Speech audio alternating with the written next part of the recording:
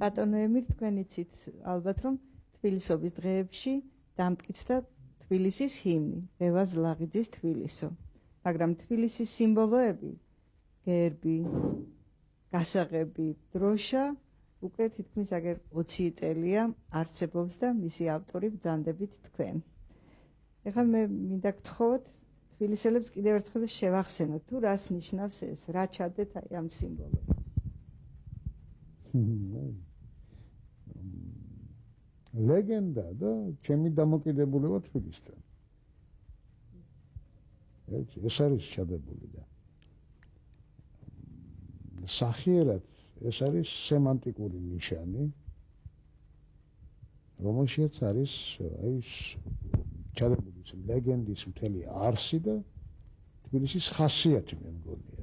თანი არის სოხვის აქცენტირებით გაკეთებული და მოსდევს ტექსტი. საქართველოს ცარგვალის ნიშანია, 7 ნათობი. 7 ნათობიანთა ასე იწოდებოდა საქართველო და მისი დედაქალაქია. ორფრთიანი კლიტე სწორედ გამოყენებული, ფრივალთაიმ კონტაქტიდან გამომდინარე, ლეგენდიდან გამომდინარე თემა. რაც შეეხება თბილისის დროშას? თბილისი მათ საქარავნო გზის გზა გასაყარს ნიშნავდა და ეს სწორედ ის ჯვროვანი სიმბოლო ამ დროშის გაყოფისა. რაღაცა დამახასიათებელი მგონია ამ თემისათვის და აი ეს სწორედ შუაში სიმბოლური 7 ნათობიანი ეს კომპოზიცია. თქვენ ბრძანდებით თბილისის საპატიო მოქალაქის მედლის ავტორით. მე მგონია შესდგა ის, რაც ისტორიულად ჭირდებოდა დედაქალაქს. თითქმის ყველგან აი ეს თქვენი სიმბოლო გამოყენებულია. თქვენ როცა ამას ნახავთ, ან ხედავთ, რა გრძნობა გეუფლებათ? შეიძლება თუ ძალიან დამაკმაყოფილებელი, ავიწყდებათ რომ ეს მე ცოცხალი კაცი ვარ, ავტორი ვარ. რაღაცები ალბათ უნდა მკითხონ, როგორ გაკეთდეს, რა დოზით გაკეთდეს, რა მხატვრული სტილით თუ პეწით და გაკეთდეს ეს ყველაფერი. რაღაცა ზეპირ ხატვასთან მაქვს საქმე, იცით? ამას იმეორებენ არც თუ მაღალ ხარისხში და ძალიან ხშირად მეპარება რომ ეს ჩემი გაკეთებულია.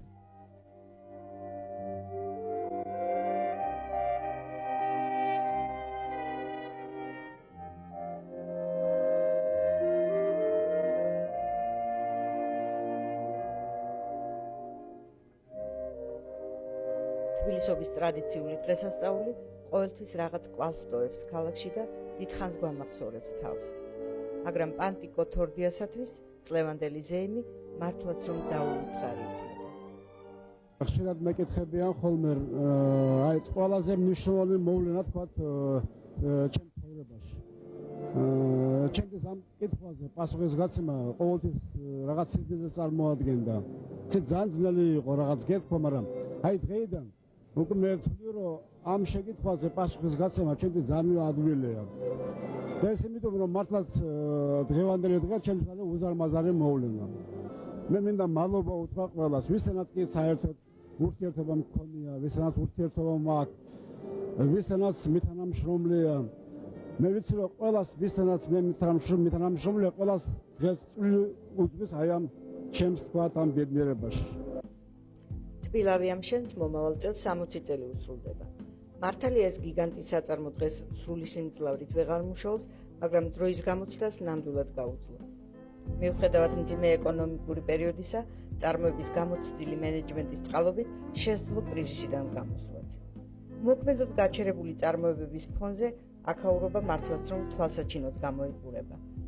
ახმაურებული დანადგარები, საამქროში მოფუსტუს ემუშები თუ ინჟინრები კიდევ ერთი დასტურია იმისა, რომ თბილავი ამ შენი პრობლემებს არამც თუ წარმატებით ცლებს, ფიქრობს პერსპექტივაზე, სამოქალაქო ავიაციის განვითარებაზე, საინტერესო მომგებიანი პროექტების განხორციელებაზე. და კიდევ, წარმოების გარკვეული სიმძლავრეები ორიენტირებულია საერთო დანიშნულების პროდუქციის გამოშვებაზე. აქ უკვე მზადდება კომბაინი, თივის საპრესი ტექნიკა, მცირე ჰესები. დაიწყო მაღალი ხარისხის გაზის ხუმელების წარმოება.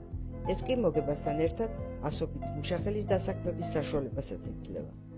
მე მინდა რომ ქარხნის კოლექტივი დარწმუნებული იყოს იმაში და ხედავდეს იმას, რომ ესე იგი მართლაც მას პერსპექტივა გააჩნია პრინციპში. და ეს სასაკვირველია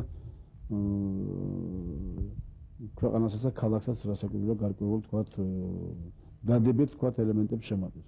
საავიაციო ქარხანა ეს უბრალოდ თქვათ მოვლენა არ არის ქალაქის და ქვეყნის თქვათ სინამდვილეში. საავიაციო ქარხანა ეს მაღალი ტექნოლოგია და მაღალი ინტელექტია. მთავარი ჩვენი მიზანი არის ეს არ დაიკარგოს. შეინარჩუნოს ქარხანამ თავისი პროფილი. ეხლა მე მთელი ჩემი ცხოვრება ავიაციაში ვარ. ჩემთვის არის ყველაფერი.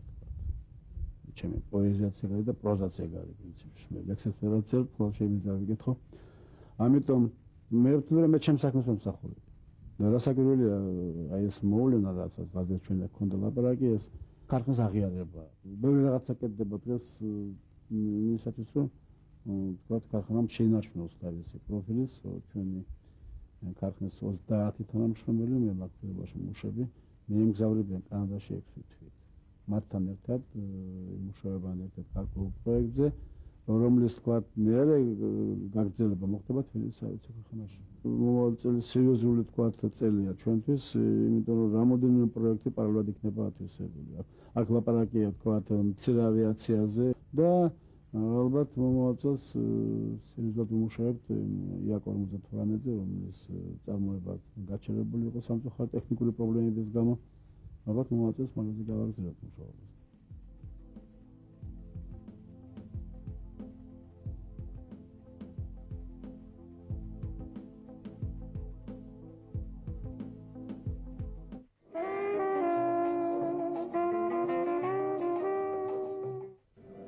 თბილისობის დღესასწაულზე საქართველოს დამსახურებული მხატვარი თენგიზ ღვინიაშვილი თბილისის ერთგულების მედლით დაჯილდოვდა. მე-20 საუკუნის მიწურული ღვინიაშვილების ოჯახის კიდევ ერთი წევრისათვის გამოდგა წარმატებული. რამდენიმე დღის წინ თენგიზის ვაჟი დავითი თბილისის ვიცე-პრემიერად დაინიშნა. ახალ პოსტზე მისი პირველი ინტერვიუ სწორედ თბილისი და თბილისელების რედაქციასთან შეეცდა. მე სულ რამოდენიმე დღის წინ დავინიშნე ამ თანამდებობაზე და უკვე შევუდექი მუშაობას. მე მინდა დიდი მადლობა უთხრა ქალაქის მერს ბატონ ვანო ზოდელავას, ქალაქის პრემიერს ბატონ გია შერაძეს, რომ ესე დიდი დობა გამომიცხადეს მე და მე ყველაფერს გავაკეთებ, რომ გავამართლო მათი ეს და ასევე საკრებულოს თავმჯდომარეს ბატონ ლადო კახაძეს, საკრებულოს ყველა წევრს ვინც ხარი დამიჭირა და დობა გამომიცხადა. თავისთავად ეს ურთულესი სფეროა ქალაქის სამსახური და აქ ურთულესი სამსახურების შემოდის. როგორი გინდათ იყოს თბილისი? ჩვენ ნამდვილად საოცარი წარსული გვაქვს და ამას პატივისცემა და მოფერება უნდა და შვილთა შვილებს და შვილიშვილებს ჩვენ უნდა გადავსცეთ. ყოველდღიური ყოფითი პრობლემებით დამძიმებულ ქალაქში ბევრი რამ იცვლება და იკარგება. მაგრამ საბედნიეროდ შემორჩნენ ოჯახები, რომლებიც საუკეთესო ტრადიციებს აგრძელებენ. სწორედ ასეთი გახლავთ ღვინიაშვილების ოჯახი, რომლის ისტორიაც ავბედითი რეპრესიების პერიოდიდან იღებს სათავეს. ჭიათურის შავი ქვის მრეწველი ალექსანდრე მაცხარაშვილი 37 წელს კომუნისტებმა დახვრიტეს. მისი ახალგაზრდა მეუღლე, სამეგრელოს თავადის ნიკოლოზ დადიანის ასული კი გადაასახლეს. რეპრესია არც 50-იან წლებში აცდა ბაბო დადიანს, კვლავ გადასახლების 4 უმძიმესი წელი. ამჯერად უკვე შვილებთან ერთად. ბაბოს ქალიშვილზე, მიმზიდველ თათულიზე ამ დროს უკვე შეყვარებული იყო ახალგაზრდა მხატვარი თენგიზ ღვინიაშვილი. გადამასახლეს და ჩვენ კიდე ესეთი ურთიერთობა ოფიციალური არ ქონდა. არც ხელი შეუთავაზებია, არც როგორც მაშინ ჩვენ თანატოლებში იყო სიყვარული არ აუხსნია, მაგრამ ყველაფერს რა თქმა უნდა მისი საქციელით გრძნობდი. საკმაოდ მძიმე მოსაგონარია რა თქმა უნდა, მაგრამ მაინც ესე მოულოდნელი იყო ამის 4 საათზე დააბრახუნეს. შემოწვინდნენ, აგვიკრეს გუდანაბადი და ნაფლღეს მაშინ წაგიყვანეს საბარგო მანქანებით მივდიოდით. მოგზაურობა 14 დღე შაბათში წავედით ჩრდილოეთ ყაზახსტანში. ეს იყო 25 დეკემბერი, რომ გადაგვასახლეს და მთელი ეს 7 იანვარს ჩავედით. 4 თვის განმავლობაში არ ჩუქი გვინახია. ესე გორიზონტზე ვხედავდით, რომ სადღაც, იმიტომ რომ 2 წლის აშენებული გულმეორნეობა იყო ძალიან ჩამორჩენილი. აი ასე. ეს ძალიან დიდი ტრამვა იყო ჩემთვის, რა თქმა უნდა. ნუ გავიფიქრე ის, რომ არავითარ შემთხვევაში უკან არ დავიხევდით და ჩვენს ამ დამოკიდებულებას ბოლომდის დავაგვირგვინებთ. დამიბარეს იცით ამ განცხადებების შემდეგ შინაგან საქმეთა სამინისტროში მაშინ ინაური იყო მინისტრი მე მეგონა უკან აღარ გამომიშვებდნენ მაგრამ რო შევედი ეს ძალიან გულისხმიერად მომისმინა თვითონ ამის შესახებ არაფერს არ მწერდა მაგრამ ჩემი მამიდაშვილი მაყენებდა საქმის კურსში რომ თენგიზი მაშინვე წავიდა მოსკოვში და მთელი ამ პერიოდის განმავლობაში წერდა განცხადებებს თხოვლობდა ჩემ დაბრუნებას, თხოვლობდა ნებართვას იმისას, რომ ჩვენ დაქორწინებულიყავით. და ჩამოვიდა 54 წელს, უკვე ნებართვით, რომ წამოვეყვარე. რას ფიქრობდით იმ წუთა სანამ შევხვდებით? ნუ განსხვავებული. როგორ დამხვდებოდა თათული რა სიტუაციაში, როგორ წამოვიდოდით იქიდან. ისეთი ლამაზი იყო და ცოტა მზის გამოიყო გარკვეული. ამ ამბის შემდეგ, 40 წელი გავიდა, ხო? აი ეს გრძნობა გაღვივდა, განელდა თუ როგორ ხდება? მე მგონი გაღვივებულია, რა თქმა უნდა, კი. მადლობისა და სიყვარულის მეტი რაფერი არ მეცემეულის. მე მგონია თქვენს და ყველამ კარგად იცის თუ რა ძალა აქვს ნამდვილ წერფელს წმინდა სუფთა სიყვარულს.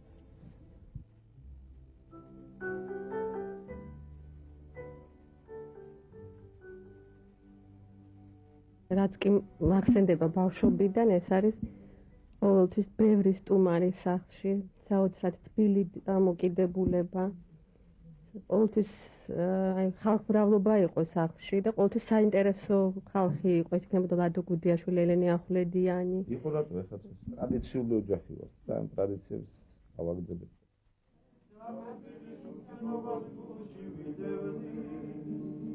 Dardi chamgoat bilisemi gogonები Dardi daჭრანა ჯუხარი დიდები თბილისური სიმღერები ტრიო თბილისის წევრებს ზაზა მამალაძის ოჯახში შევხვდით.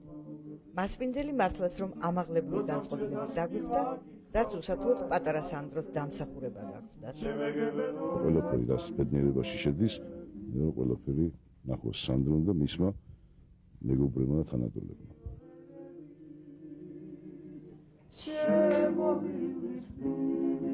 ასე ვხდები ჩემი ბატონო ზამთარს. ასე რომ ვარ მომზადებული ყველანაირად. შეშაც მაქვს, როგორც ხედავთ, ბუხარიც არის და ისე მინდა გითხრათ, რომ დღეს არის ძალიან ბედნიერი დღე ჩემი და ჩემი მეგობრებისათვის. პირველ რიგში მინდა გითხრათ, რომ ჩვენს მეგობარს ნუგზარ აფხაიძე შეეძინა შვილიშვილი, კალიშვილი. დღეს დილით. დღეს ჩემი შვილიშვილი 21 დღეს არ ამბობენ 21 წელში შევიდა. ჩვენ შევდივართ 21 საუკუნეში და დღეს არის კიდე ჩემი და ჩემი მეუღლის ქორწინებიდან 21 წელი. ასე რომ და თქვენ რო დამირეკეთ დღეს სტიქიურად მოხდა ჩვენი შეხვედრა, აი უცებ დღეს და ამდენი ბედნიერი დამთხევა მოხდა დღევანდელ დღეს.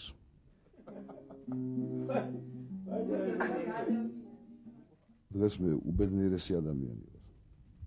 დიდი მადლობა და მე მინდა რომ ყველა ქართველის ოჯახში, აი როგორი ბედნიერის მე ვარ, აი ესეთი ბედნიერება იყოს, ესეთი სიკეთე იყოს და მინდა რომ ამ პატარამ და საერთოდ ყველა პატარამ 21 საუკუნეში ნახონ და იგრძნო ის თბილისი, რომელიც ჩვენ გვახსოვს ბავშვობაში.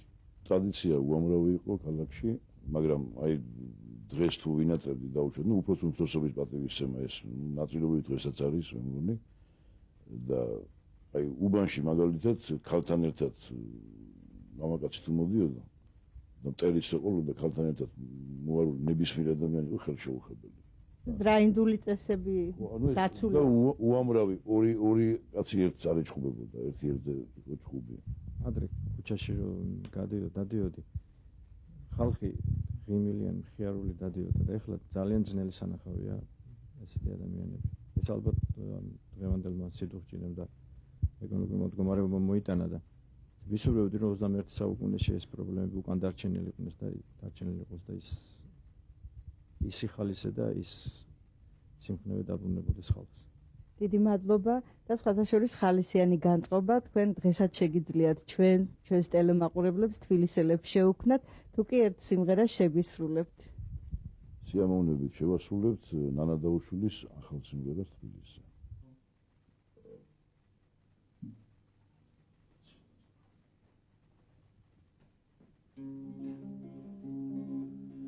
როცა გვარზე აერადება ჩირაღადან არაჩოლის ლექსი როცა გამათავს ალავერდით შენთან მოვალა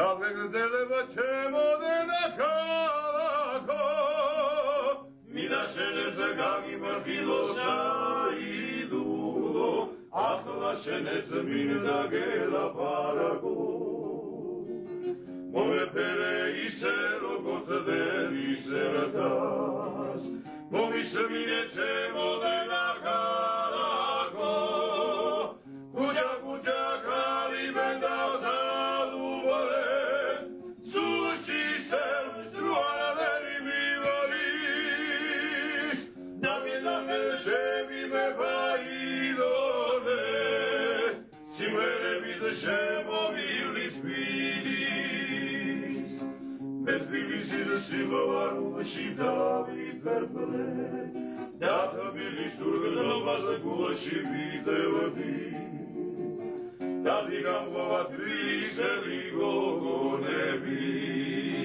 და ვიდამღვა ჟუკარი დიდები თბილისური სიმღერებით ვიგალობე მათთან ერთად დაწმილდაზე მალდები როცა მცხეთას მივაკითხავ ბაემანაზე შემეგებედორ დაჯალის ავარები კუჯა კუჯა კალიბენა ვაზალუბარე სულში სევს რუანადერი მივარის დამიდაღელ ჩემი მე ბაიდოლე სიმღერებით შემოვივლი თბილის სიმღერებით შემოვივლი თბილის სიმღერებით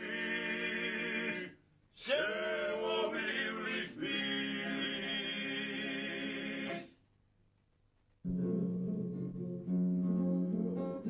დაზურების ნახევარზე მეტი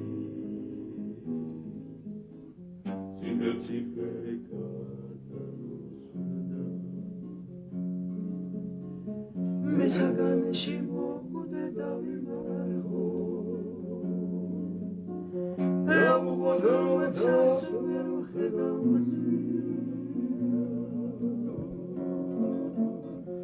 ავავეს მინაიჯეს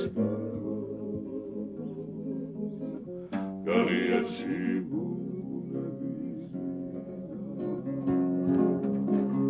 Oleta pite kapsa mianava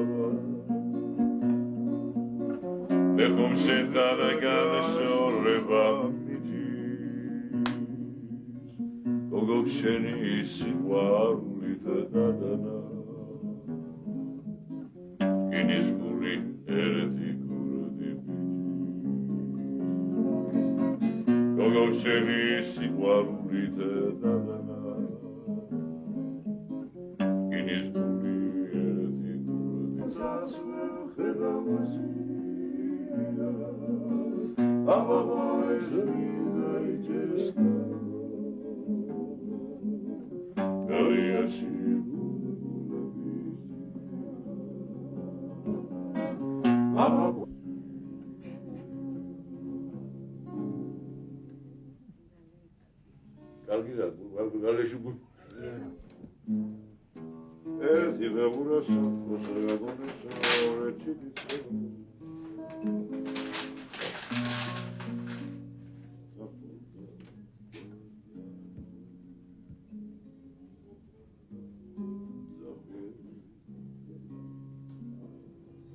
მამა დავითია მეთქი აი ეს თრიალეთის ქედი გადადის და გულში იკრავს და ასე ვთქვათ კუსტმა რადგან ესეთი დედოფალი ვახსენე სიტყვა ძალიან ნაზი მიდგომა უნდა ფაქიზი მიდგომა უნდა მაგრამ უყურადღებობა არ შეიძლება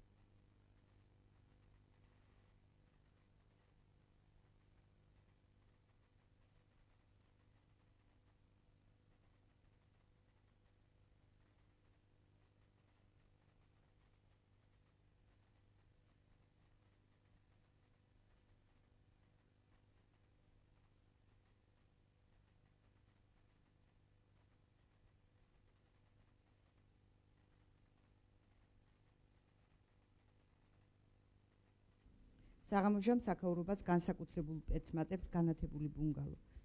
იმედი ასეთი ნათელი წერტილები კვლავაც გაჩნდება სანაპიროზე. ქალაქის მესვეურების მონდომებით განათდება თავად ტბა, ამოსასვლელი გზა, რაც თბილისელებს საშუალებას მისცემს ღამის საათებშიც დატკნენ კუსტბის განუმეორებელი მომხიბვლელობით.